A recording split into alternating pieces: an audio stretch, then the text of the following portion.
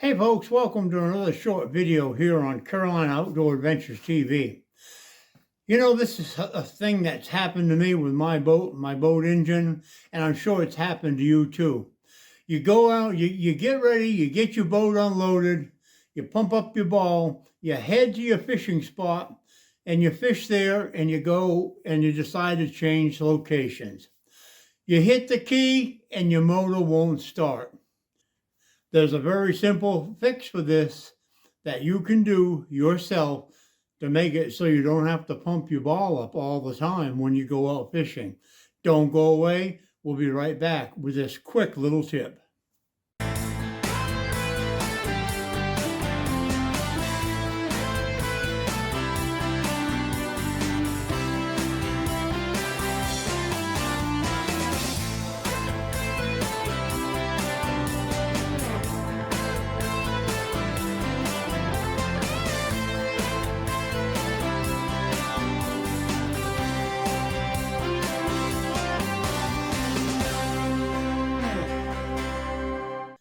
Okay, welcome back. So guys, you head out to your fishing spot. You fish out there for 15, 20 minutes, an hour, 45 minutes. You get ready to change locations and head someplace else, and your engine won't go. So what do? Every time it seems like you got to go back and prime your bulb to get your motor to run. Somewhere on your fuel lines, you've got a vacuum leak, or you have a clamp that's loose, and that needs to be fixed to solve that problem. I'm going to show you what to look for. Okay, so the first thing you want to do is, every boat engine is different on how their connector connects from the gas tank to the engine, to the fuel pump, okay?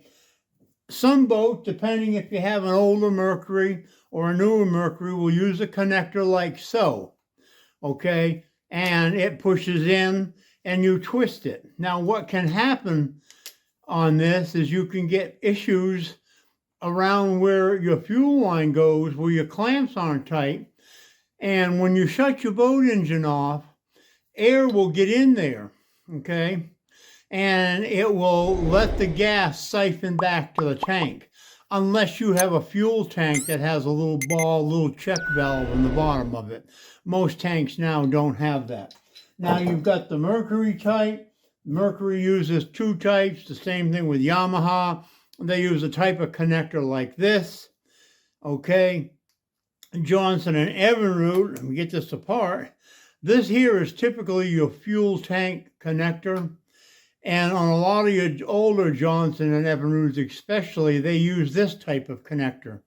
What happens is, over time, this can get wore out, or this piece right here can also have problems. What happens is, you take and you push this.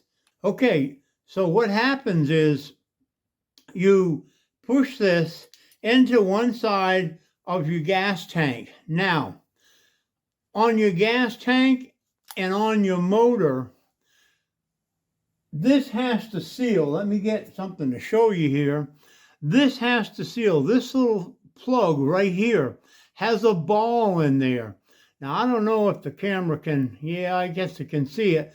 That little ball presses in.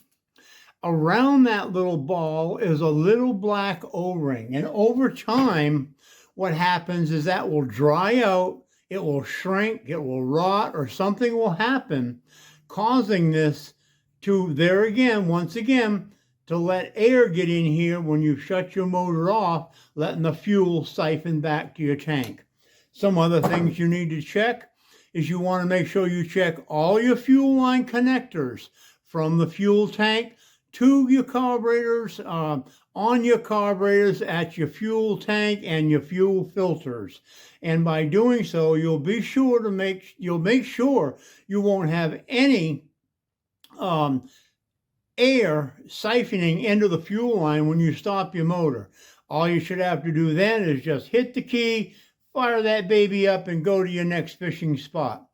All right, one more thing that can cause that problem also is, a lot of guys, you know, when you're running down the lake, you're running with your motor trimmed up a little bit, And what happens is that if you trim that motor up too much, or if it's trimmed to the point where the gas is allowed to leak out of these vent holes. You've got a couple of holes here. This happens to be a Johnson and Evinrude carburetor, but all carburetors have these vent holes, okay? And there's a hole right here.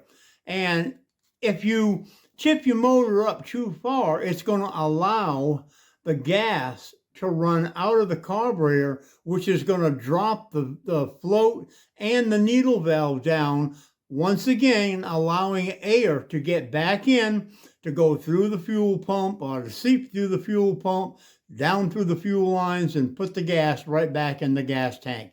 It's a pain in the butt, I know, every time to have to get up off the seat and come back and prime the bulb to start the motor up and take off down the lake again.